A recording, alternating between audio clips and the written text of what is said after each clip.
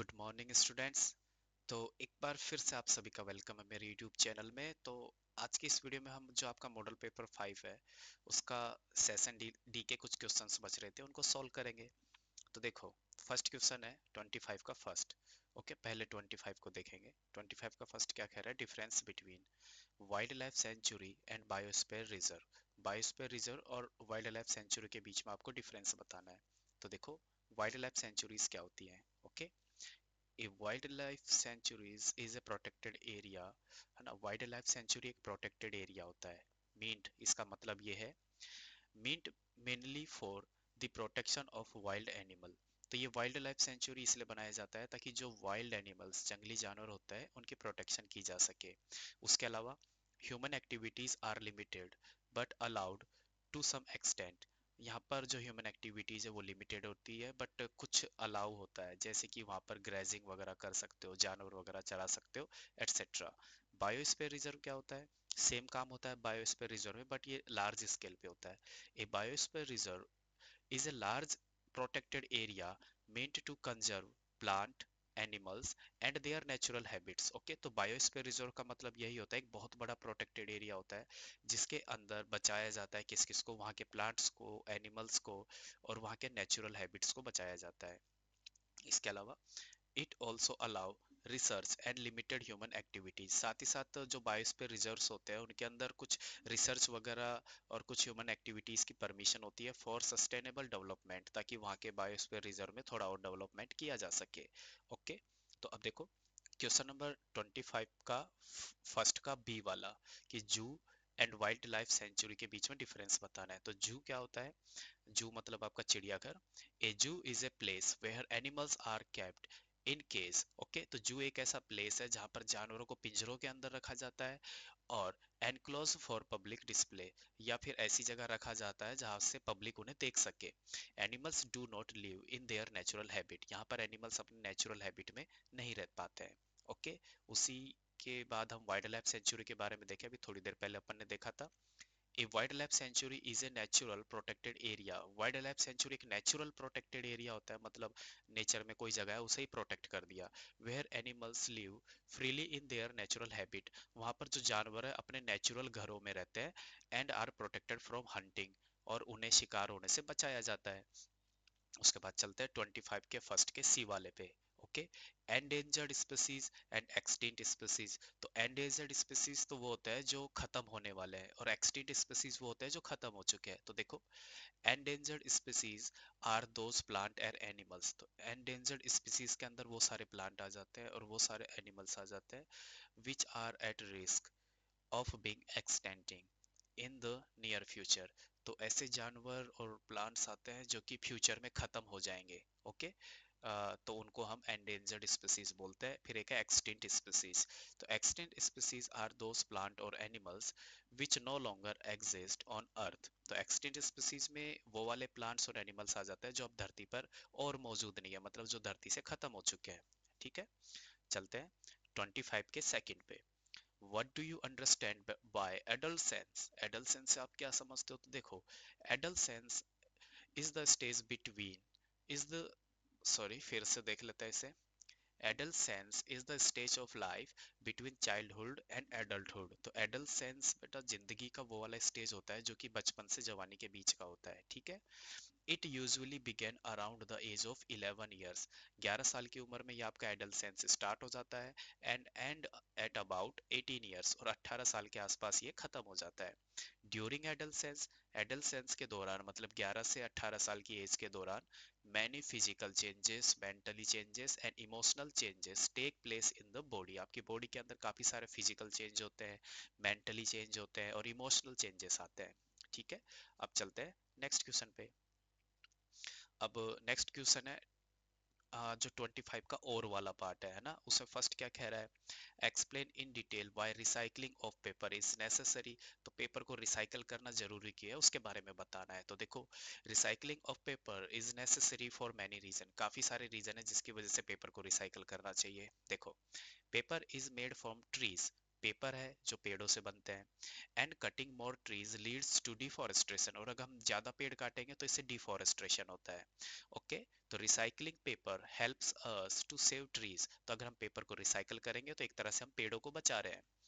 Next है, it also saves energy and water use in making new paper. और recycling से क्या क्या होता है कि पेपर बनाने में जो एनर्जी और वाटर यूज होता है उसकी भी बचत होती है। नेक्स्ट है, recycling reduce waste, help to keep the environment clean. तो अगर कम रिसाइकल हम करेंगे तो उससे क्या होता है कि वाटर और एनर्जी कम होगा, फैक्ट्री से जो वेस्ट निकलता है उसमें भी कमी आएगी, तो इससे हमारा एनवायरनमेंट भी क्लीन होता है। एंड रिड्यूस पोल्यूशन, और इससे पोल्यूशन भी कम होता है। ठीक है। Thus, recycling of paper is necessary to protect the environment and conserve natural resources। तो recycling of paper बहुत जरूरी है हमारे environment को बचाने के लिए और natural resources को भी बचाने के लिए। ओके, तो चलते हैं अब नेक्स्ट क्वेश्चन पे। 25 का सेकंड क्या है? What changes are seen on the faces of adolescent boys? तो जो बॉयज एडolescent से जा रहे हैं उनके फेसेस पे क्या क्या चेंजेस आते हैं ना, मतलब एक तरह से देखिए तो उन्हें क्या क्या चेंजों का सामना करना पड़ता है। तो देखो, during adolescence the following changes are seen in the boys, the faces of boys. तो बॉयज को एडolescence के दौरान क्या क्या चेंजेस का फेस करना पड़ता है, सामना करना पड़ता है, वो सारे ये रहे। Hair start growing on the face, चेहरे पर बाल वगैरह आ जाते हैं। Such as moustache and beard, जैसे दाढ़ी मूछ वगैरह आना। उसके अलावा पिंपल्स और एंस may be appear due to increase activity of oil glands. तो चेहरे पर, स्किन पर ऑयल ग्लैंड से वो ज्यादा एक्टिविटीज हो जाती है जिसकी वजह से चेहरे पे पिंपल्स और एंसेस, दाग धब्बे मुहासे वगैरह आने लग जाते हैं। ओके, तो अब चलते हैं नेक्स्ट क्वेश्चन पे। ये रहा नेक्स्ट क्वेश्चन नंबर 24। मैंने अब इस वीडियो में पहले 25 को सोल्व कर दिया। अब देखो 24 वाला। 24 का फर्स्ट कह रहा है, briefly describe the harmful effect कज बाय माइक्रो ऑर्गेनिज्म। तो ये माइक्रो ऑर्गेनिज्म होते हैं, इनसे हमको क्या क्या हार्मफुल इफेक्ट होते हैं उनके बारे में थोड़ा बताना है हमें। तो देखो, माइक्रो ऑर्गेनिज्म कैन कज many harmful effect. Micro organism हमें बहुत सारे बुरे बुरे इफेक्ट भी दे सकता है। फॉर एग्जाम्पल, सब माइक्रो ऑर्गेनिज्म कज डिजीज, कुछ माइक्रो ऑर्गेनिज्म ऐसे होते हैं जिनकी वजह से हमें बीमारियां होती है। ठीक है, जैसे क्लोरिया, टाइफाइड एंड ट्यूबरकुलोसिस, ये सारी बीमारियां हम इंसानों को माइक्रो ऑर्गेनिज्म की वजह से ही होती है। ओके, तो ये हो गया एक हार्मफुल इफेक्ट। दूसरा क्या है? दे ऑल्सो कज disease in animals and plant. Micro organism सिर्फ इंसान ही नहीं, जानवर और प्लांट्स को भी बीमार करते हैं। विच रिड्यूस फूड प्रोडक्शन, जिससे हमारे फूड प्रोडक्शन पे असर पड़ता है। ठीक है। नेक्स्ट है, microorganism can spoil food. Microorganism हमारे खाने को खराब कर देते हैं and make it unfit for eating, और उस खाने को खाने लायक नहीं रहने देते। Thus, microorganism can be harmful to health and agriculture. तो माइक्रो ऑर्गेनिज्म हमारी हेल्थ के लिए तो हार्मफुल है ही, साथ साथ जो एग्रीकल्चर है उसके लिए भी हार्मफुल होते हैं। ठीक है, तो ये हो गए माइक्रो ऑर्गेनिजम्स के हार्मफुल इफेक्ट। तो अब 24 का सेकंड है, क्या है? Show with the help of a diagram why where is no dispersion of light in a glass plate। तो सबसे पहले तो देखो ये डिस्पर्जन क्या होता है। तो मान लो कोई भी एक प्रिज्म है। ओके, तो प्रिज्म से जब एक सनलाइट पास होती है तो वो अपने डिफरेंट डिफरेंट कलर्स, मतलब एक रेनबो में कन्वर्ट हो जाती है, तो इसी को हम बोलते हैं dispersion of light. Okay, but ये कह रहा है कि जब हम एक कोई ग्लास प्लेट होती है, वो भी तो ग्लास की ही बनी हुई होती है, और उससे जब हम सनलाइट पास करते हैं तो दूसरी साइड भी सनलाइट आ जाती है। तो ऐसा क्यों होता है, यहाँ पर डिस्पर्जन क्यों नहीं होता? ओके, तो एक्चुअली बच्चों डिस्पर्जन तो होता है। देखो, इसे थोड़ा बड़ा डायग्राम बना के समझना पड़ेगा। जैसे ये कोई बड़ी ग्लास की प्लेट है, अब यहाँ से सनलाइट ने एंटर किया ग्लास की फर्स्ट वाली लेयर से। ओके, तो ये सनलाइट अंदर जा रही है, तो फिर ये क्या होगा कि अपने अपने कलर्स में डिवाइड हो जाती है। बट जैसे ही ये ग्लास की दूसरी लेयर पे ये लाइट पहुंचती है, तो ग्लास की दूसरी लेयर पे ये वापस क्या होता है, एक ओरिजिनल सनलाइट में, वाइट लाइट में कन्वर्ट होके बाहर आती है।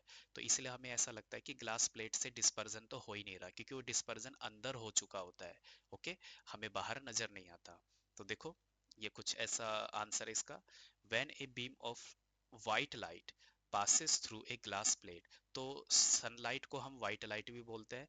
तो जब ये व्हाइट लाइट है ना किसी ग्लास प्लेट से पास होती है, it bend at the first surface, तो ये जो फर्स्ट सरफेस है हमारी ग्लास प्लेट की, इससे बैंड हो जाती है एंड स्प्लिट इनटू कलर्स, और अंदर की साइड ये अपने अपने कलर्स में डिवाइड हो जाती है। ओके, फिर क्या होता है, but when it comes out from the second surface, लेकिन जब लाइट हमारी ये सेकेंड सरफेस से बाहर आने वाली होती है तो वापस क्या होता है, the colours recombine and form white light again. तो ये कलर से ये सेकेंड वाली प्लेट पे आके वापस से रिकम्बाइन होके व्हाइट लाइट बना लेते हैं। ठीक है, ओके। सो द इमर्जेंट रे क्या होती है, ये जो बाहर निकल रही है ना, इसको इमर्जेंट रे बोलते हैं, है ना। तो so the emergent ray is parallel to the incident ray, और ये जो रे जा रही है इसको इंसिडेंट रे बोलते हैं, और बाहर जो ये रे निकल रही है इसको इमर्जेंट रे बोल देते हैं। तो ये जो इंसिडेंट रे है इमर्जेंट रे के पैरेलल होती है, पहली बात। And no dispersion is seen, और हमें कोई भी डिस्पर्जन नहीं दिखता, मतलब कोई भी रेनबो वगैरह नहीं दिखता। This happens because two surface of the glass plate are parallel, और ऐसा इसलिए होता है क्योंकि ये दोनों जो ग्लास की प्लेट है, ये वाली और ये वाली, फर्स्ट और सेकंड प्लेट, ये दोनों पैरेलल है, एक दूसरे के पैरेलल है। इस वजह से हमें कोई भी डिस्पर्जन दिखाई नहीं देता। जहां बात करें एक प्रिज्म की, तो प्रिज्म में जो ग्लास की प्लेट है ना, वो पैरेलल नहीं होती है, एक एंगल पे होती है। इस वजह से वहां पे हमें डिस्पर्जन दिखाई देता है, रेनबो दिखाई देता है। तो आई होप ये क्वेश्चन आपको समझ में आ गया होगा स्टूडेंट्स। अब आगे चलते हैं। अगला क्वेश्चन है क्वेश्चन नंबर 24, और वाला पार्ट है ये। और वाले पार्ट का फर्स्ट क्वेश्चन है, write about any four useful microorganism in our daily life. एक तरह से माइक्रो ऑर्गेनिज्म हमें क्या क्या हेल्प करते हैं वो बताना है। थोड़ी देर पहले तो हमने माइक्रो ऑर्गेनिज्म के हार्मफुल इफेक्ट पढ़े थे, अब ये हम माइक्रो ऑर्गेनिज्म हमको क्या क्या फायदे करते हैं वो पढ़ना है। तो एक होता है लैक्टोबैकुलस बैक्टीरिया। ओके, ये भी एक माइक्रो ऑर्गेनिज्म है। ये क्या काम करता है, it convert milk into the curd and help in digestion. Okay, तो लैक्टोबैकुलस बैक्टीरिया एक तो दूध को दही में कन्वर्ट करता है, और दूसरा डाइजेशन में भी हमारी हेल्प करता है। इसके बाद east. Okay, it is use in bread making and in fermentation of sugar. तो ब्रेड वगैरह बनाने में, ये जितने भी पिज्जा बर्गर वगैरह खा रहे हो, ब्रेड वगैरह खा रहे हो, ये सारा ईस्ट बैक्टीरिया से ही बनता है। ओके, इसके अलावा फर्मेंटेशन ऑफ शुगर, शुगर को फर्मेंट करके और जो अल्कोहल वगैरह बनाता है उसमें भी यही आपका ईस्ट यूज होता है। ओके, नेक्स्ट है राइबोजियम। राइबोजियम क्या करता है, ये रूट नोड्यूल्स में रहता है लिग्मेनियस प्लांट के, और ये हेल्प करता है नाइट्रोजन फिक्सेशन का। तो देखो राइबोजियम क्या करता है, it help in fixing nitrogen in the soil. मिट्टी के अंदर जो नाइट्रोजन की कमी होती है उसको पूरा ये राइबोजियम ही करता है। विच इंक्रीज सॉइल फर्टिलिटी, जिससे हमारी जो सॉइल फर्टिलिटी है वो इंक्रीज होती है। सॉइल फर्टिलिटी मींस कोई भी सॉइल है ना, कितनी स्पीड से किसी क्रॉप को ग्रो कर सकती है, वो सॉइल फर्टिलिटी के अंदर आता है।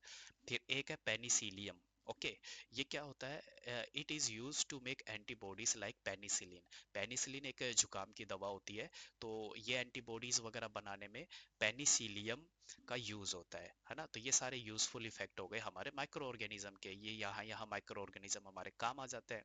ओके, उसके अलावा ये सबसे इंपॉर्टेंट क्वेश्चन है, ये तो घूम घूम के आता ही रहता है ना, इसका कोई अंत नहीं है। ओके, तो देखो, demonstrate that's the law of reflection using a plane mirror। तो इसे अच्छे से समझ लो, ये तो समझ लो तुम्हारे इस बार भी आ ही जाएगा। तो प्लेन मिरर है, उससे जो रिफ्लेक्शन होता है ना, तो लॉ ऑफ रिफ्लेक्शन अपन को एक्सप्लेन करता है कि किस तरह से रिफ्लेक्शन वगैरह होता है। तो यहाँ पर ये देख लो, एक डायग्राम मैंने बनाया है, इसमें जो ये सीधी लाइन है 90 डिग्री के, ये नीचे आपका प्लेन मिरर है। ओके, प्लेन मिरर हो गया ये आपका, और ये का यही डायग्राम आप एग्जाम में भी बना सकते हो, कोई दिक्कत नहीं है। ये आपका नॉर्मल होता है। ओके, तो नॉर्मल क्या होता है, जो भी आपका प्लेन मिरर होता है ना, उससे आप क्या करोगे, कोई भी एक 90 डिग्री के एंगल पे ऐसे लाइन खींच, ये 90 डिग्री का तो नहीं बना, अभी बनाने की कोशिश करता हूँ। कोई भी आप ये 90 डिग्री के एंगल पे कोई लाइन खींचोगे, ओके, तो ये हो जाता है नॉर्मल, बस इतना सा। तो ये नॉर्मल है, 90 डिग्री का एंगल बनाता है हमारे मिरर के साथ। ओके, तो ये रहा हमारा नॉर्मल। ओके, अब आगे देखो क्या हो रहा है, यहाँ पर एक रे आ रही है, तो जो रे आ रही है उसको बोल देते हैं हम incident ray. Okay, incident ray. Okay, और जो रे जा रही है उसको हम बोल देते हैं रिफ्लेक्टेड रे। रिफ्लेक्टेड रे। ओके, और एक एंगल यहाँ बन रहा है, इसको देखो। ओके, ये इंसिडेंट रे है जो एंगल बना रही है नॉर्मल के साथ, तो इसको बोलते हैं एंगल ऑफ इंसिडेंस। ओके, और इसे एंगल ऑफ आई से भी रिप्रेजेंट करते हैं। ओके, वैसे ही यहाँ पर ये रिफ्लेक्टेड रे जा रही है, ये भी एंगल बना रही है नॉर्मल के साथ, ये वाला एंगल बना रही है। ओके, तो इस एंगल को बोल देते हैं एंगल ऑफ रिफ्लेक्शन और इसे एंगल आर से रिप्रेजेंट करते हैं। ओके, तो ये तो हो गया आपका डायग्राम के बारे में। तो खास बात यह है कि ये जो इंसिडेंट रे जो एंगल बना रही है, एंगल आई, और जो रिफ्लेक्टेड रे जो एंगल बनाती है, एंगल आर, तो ये दोनों इक्वल होते हैं। Angle of incidence equals to angle of reflection. तो ये तो हो गया एक लॉ ऑफ द रिफ्लेक्शन का फर्स्ट पार्ट। अब इसे यहाँ से समझते हैं। When a ray of light falls on a plane mirror, जब कोई भी लाइट की रे किसी प्लेन मिरर पे गिरती है, इट गेट रिफ्लेक्टेड, तो वो जहां पर भी गिरेगी वहां से रिफ्लेक्ट होके वापस जाएगी। ओके, तो हमें क्या क्या ऑब्जर्वेशन मिलता है वो देखो। The angle of incidence is equal to the angle of reflection, तो जो भी एंगल ऑफ इंसिडेंस होगा वो एंगल ऑफ रिफ्लेक्शन के इक्वल होगा, पहली बात तो ये। और दूसरा लॉ क्या कहता है, इसको डायग्राम से याद करोगे तो जल्दी याद होगा। तो देखो क्या है, the incident ray, reflected ray and the normal at the point of incidence lie in the same plane. Okay, तो यहाँ पर एक देखो रेड कलर का पॉइंट भी मैंने बनाया है, ये एक रेड कलर का पॉइंट है। तो ये रेड कलर का पॉइंट है, यही आपका होता है पॉइंट ऑफ इंसिडेंस। ओके,